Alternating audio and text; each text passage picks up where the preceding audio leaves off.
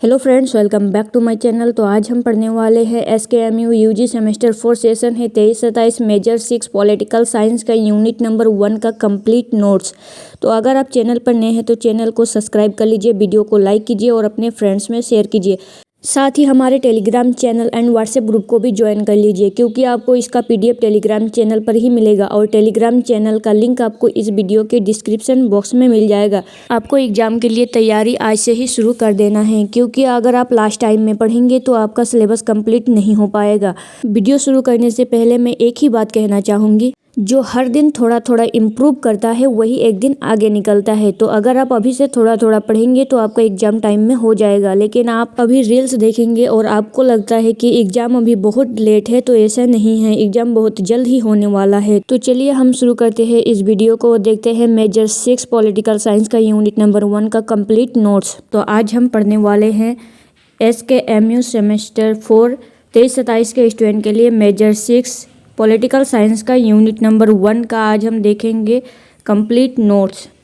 इनसे जितने भी इम्पोर्टेंट क्वेश्चन बनते हैं उन सबको देखेंगे। तो पहले हम देखने वाले हैं very short answer type question. Question number 1 है, राजनीतिक समाजशास्त्र क्या है? राजनीति और समाज के बीच संबंधों का अध्ययन राजनीतिक समाजशास्त्र कहलाता है। राजनीति और समाज के बीच संबंधों का अध्ययन क्या कहलाता है? राजनीतिक समाजशास्त्र। क्वेश्चन नंबर 2 है, शक्ति पावर का अर्थ क्या है? दूसरों के व्यवहार को प्रभावित या नियंत्रित करने की क्षमता को शक्ति कहते हैं।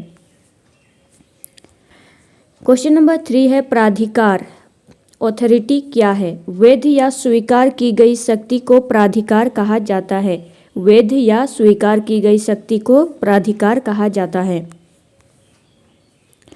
क्वेश्चन नंबर 4 है, राजनीतिक संस्कृति की परिभाषा दीजिए। लोगों के राजनीतिक विचार, मूल्य और विश्वासों के समूह को राजनीतिक संस्कृति कहते हैं। लोगों के राजनीतिक विचार और मूल्य, विश्वासों के समूह को क्या कहते हैं? राजनीतिक संस्कृति कहते हैं। क्वेश्चन नंबर 5 है, संकीर्ण राजनीतिक संस्कृति क्या है? जिसमें लोगों को राजनीति की बहुत कम जानकारी या रुचि होती है, उसे संकीर्ण राजनीतिक संस्कृति कहते हैं। क्वेश्चन नंबर 6 है, आश्रित राजनीतिक संस्कृति क्या है? Subject political culture. आश्रित राजनीतिक संस्कृति क्या है?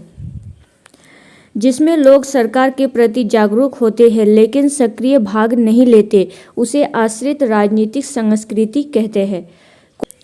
क्वेश्चन नंबर 7 है, सहभागी राजनीतिक संस्कृति क्या है? Participant political culture. जिसमें लोग सक्रिय रूप से राजनीति में भाग लेते हैं, जिसमें लोग सक्रिय रूप से राजनीति में भाग लेते हैं, उसे सहभागी राजनीतिक संस्कृति कहते हैं। क्वेश्चन नंबर 8 है, राजनीतिक समाजीकरण क्या है? पॉलिटिकल सोशलाइजेशन क्या है? राजनीतिक मूल्यों, विचारों और व्यवहार को सीखने की प्रक्रिया को राजनीतिक समाजीकरण कहते हैं। राजनीतिक मूल्यों, विचारों और व्यवहार को सीखने की प्रक्रिया को क्या कहते हैं? राजनीतिक समाजीकरण। तो ये था 8 शॉर्ट आंसर टाइप क्वेश्चन, जो कि 1 मार्क्स का था। तो अब हम देखेंगे शॉर्ट आंसर टाइप क्वेश्चन, जो कि है 5 मार्क्स के। क्वेश्चन नंबर 1 है, पॉलिटिकल सोशोलॉजी और पॉलिटिकल साइंस में अंतर स्पष्ट करें। पॉलिटिकल सोशोलॉजी और पॉलिटिकल साइंस दोनों ही राजनीति से जुड़े विषय है। दोनों क्या है? राजनीति से जुड़े विषय है, लेकिन इनके अध्ययन का दृष्टिकोण अलग होता है। पॉलिटिकल साइंस मुख्य रूप से राज्य सरकार, संस्थाओं, नीतियों और राजनीतिक सिद्धांतों का अध्ययन करता है। पॉलिटिकल साइंस में मुख्य रूप से किसका अध्ययन किया जाता है? तो राज्य सरकार, संस्थाओं और राजनीतियों और राजनीतिक सिद्धांतों का अध्ययन करता है। जबकि पॉलिटिकल सोशोलॉजी में समाज और राजनीति के आपसी संबंधों पर ध्यान देता है। पॉलिटिकल सोशोलॉजी में क्या होता है? समाज और राजनीति के आपसी संबंधों पर ध्यान दिया जाता है। पॉलिटिकल साइंस का फोकस औपचारिक संस्थाओं जैसे संविधान, संसद और प्रशासन पर होता है, जब वही पॉलिटिकल साइंस और अनौपचारिक तत्वों जैसे कि सामाजिक संरचना, वर्ग, जाति, धर्म और संस्कृति के प्रभाव को समझता है। पॉलिटिकल साइंस अधिकतर क्या और कैसे के प्रश्नों का उत्तर देता है, जबकि पॉलिटिकल सोशोलॉजी क्यों और किस प्रकार समाज राजनीति को प्रभावित करता है, इस पर जोर देता है। पॉलिटिकल साइंस किस पर जोर देता है, तो क्या और कैसे पर, जबकि पॉलिटिकल सोशोलॉजी क्यों और किस प्रकार समझ राजनीति को प्रभावित करता है इस पर जोर देता है। इस प्रकार पॉलिटिकल साइंस जहां संस्थागत अध्ययन करता है, वही पॉलिटिकल सोशोलॉजी सामाजिक संदर्भ में राजनीति को समझने का प्रयास करता है। क्वेश्चन नंबर 2 है, शिक्षा और मीडिया का समाज तथा राजनीति पर क्या प्रभाव पड़ता है, स्पष्ट कीजिए। शिक्षा और मीडिया का समाज तथा राजनीति पर क्या प्रभाव पड़ता है, यह स्पष्ट करना है। शिक्षा और मीडिया समाज तथा राजनीति दोनों को गहराई से प्रभावित करते हैं। शिक्षा व्यक्ति को जागरूक बनाती है और उसे अपने अधिकारों एवं कर्तव्यों की समझ देती है, जिससे वह सामाजिक और राजनीतिक गतिविधियों में सक्रिय भाग लेता है। शिक्षा और मीडिया समाज के राजनीतिक गहराई को प्रभावित करती है। शिक्षा क्या करती है, व्यक्ति को जागरूक बनाती है और उसे अपने अधिकारों और कर्तव्यों को समझ देती है, जिससे सामाजिक और राजनीतिक गतिविधियों सक्रिय भाग लेता है। एक शिक्षित समाज अधिक संगठित, जागरूक और लोकतांत्रिक मूल्यों को अपनाने वाला होता है। वही मीडिया सूचना का प्रमुख माध्यम है जो लोगों तक विभिन्न राजनीतिक घटनाओं, नीतियों और सामाजिक मुद्दों की जानकारी पहुंचाता है। मीडिया जनमत का निर्माण करता है और लोगों की सोच तथा निर्णयों को प्रभावित करता है। यह सरकार की नीतियों पर निगरानी रखती है, पारदर्शी और जवाबदेही को बढ़ावा देती है।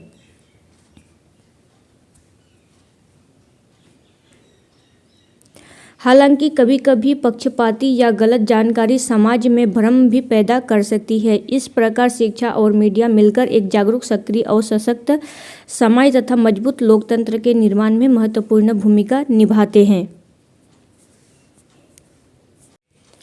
अब हम देखेंगे लॉन्ग आंसर टाइप क्वेश्चन, जो कि है 15 मार्क्स का। क्वेश्चन नंबर 1 है, राजनीतिक समाजशास्त्र की परिभाषा, प्राकृतिक एवं क्षेत्र को स्पष्ट कीजिए। राजनीतिक समाजशास्त्र की वह शाखा है जो समाज और राजनीति के पारस्परिक संबंधों का अध्ययन करती है।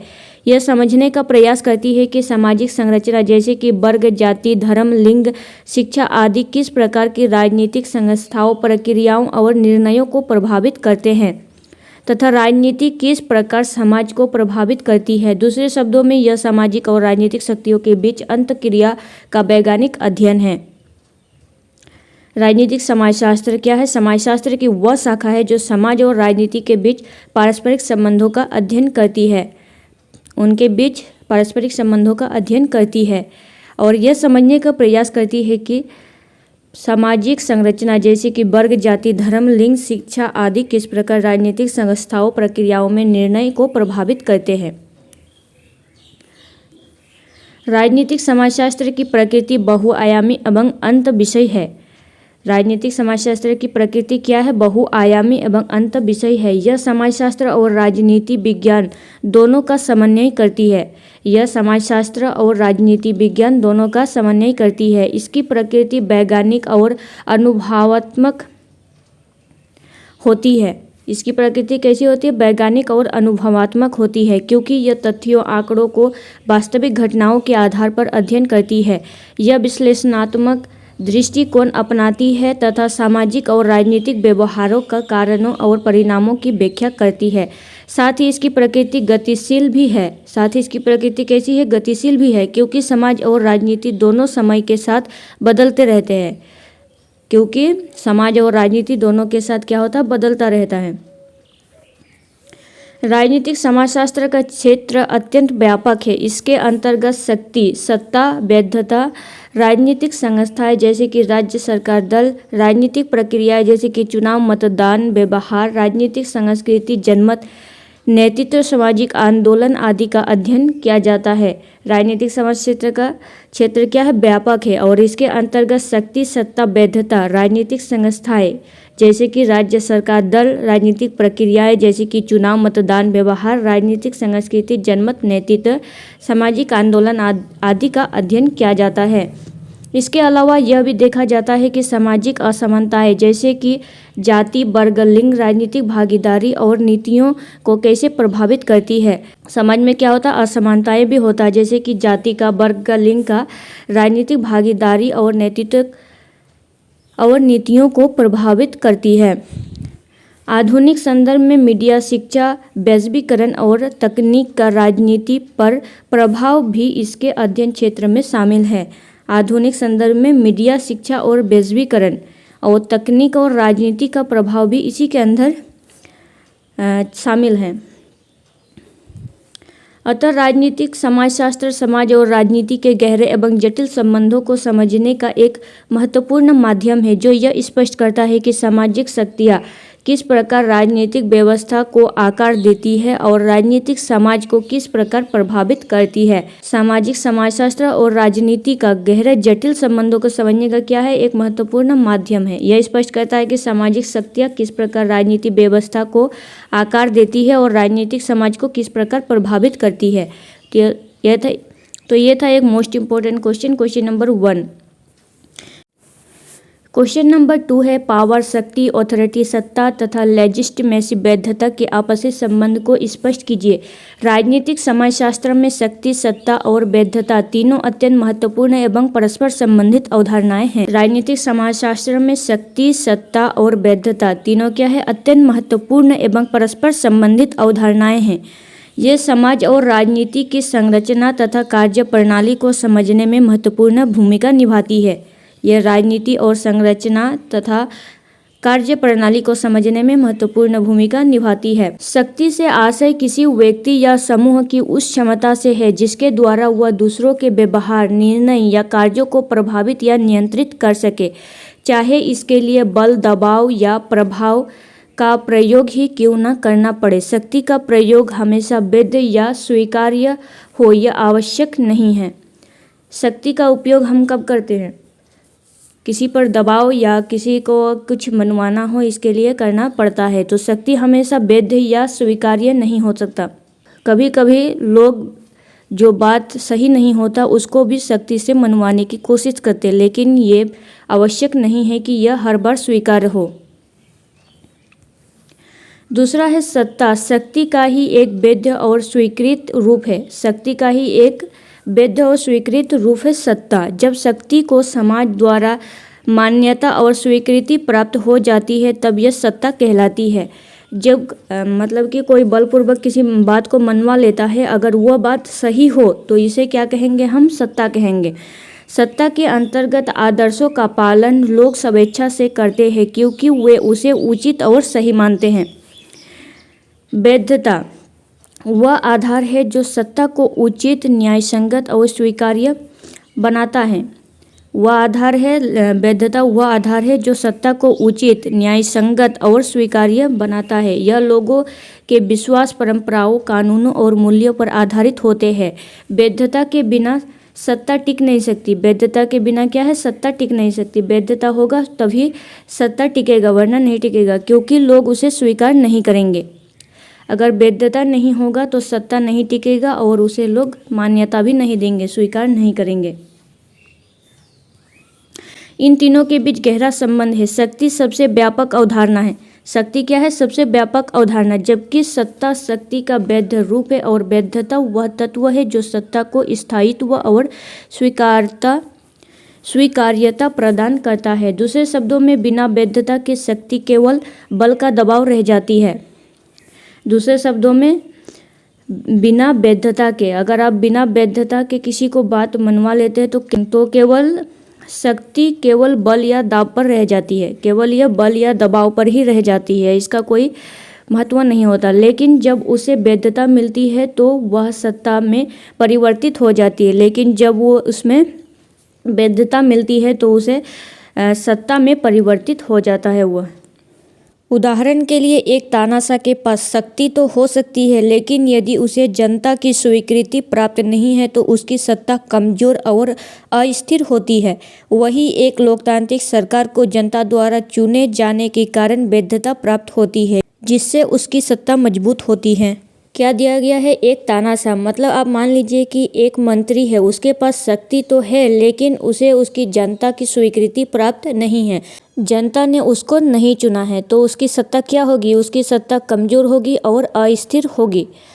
वही अगर किसी मंत्री को जनता द्वारा चुना गया है, लोकतांत्रिक सरकार द्वारा चुना गया हो और लोगों ने वोट देकर उन्हें चुना है, तो वो क्या होगा, एक लोकतांत्रिक सरकार होगा जो जनता द्वारा चुना जाने के कारण वैधता प्राप्त होगा और जिससे उसको मान्यता भी मिलेगी और वह एक शक्तिशाली और स्थिर भी होता है।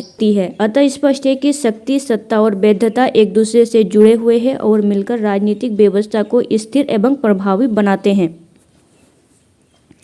तो यह था क्वेश्चन नंबर 2, शक्ति, सत्ता और वैधता। क्वेश्चन नंबर 3, पॉलिटिकल कल्चर, राजनीतिक संस्कृति की परिभाषा एवं इसके प्रकारों को स्पष्ट कीजिए। ये क्वेश्चन नंबर 3। और क्वेश्चन नंबर 4, पॉलिटिकल सोशलाइजेशन, राजनीतिक समाजीकरण की परिभाषा एवं इसके प्रमुख साधनों को स्पष्ट कीजिए, ये वाला क्वेश्चन। और क्वेश्चन नंबर 5, भारत में पॉलिटिकल कल्चर, राजनीतिक संस्कृति का विश्लेषण कीजिए। इन तीनों क्वेश्चन को मैं एक अलग वीडियो में बताऊंगी क्योंकि ये वीडियो बहुत बड़ा हो जाएगा वैसे ही, तो इसको मैं अगले वीडियो में बताऊंगी या आपको इसका PDF दे दूंगी टेलीग्राम चैनल में, तो आप पढ़ लीजिएगा। तो चलिए मिलते हैं नेक्स्ट वीडियो में, तब तक के लिए थैंक यू।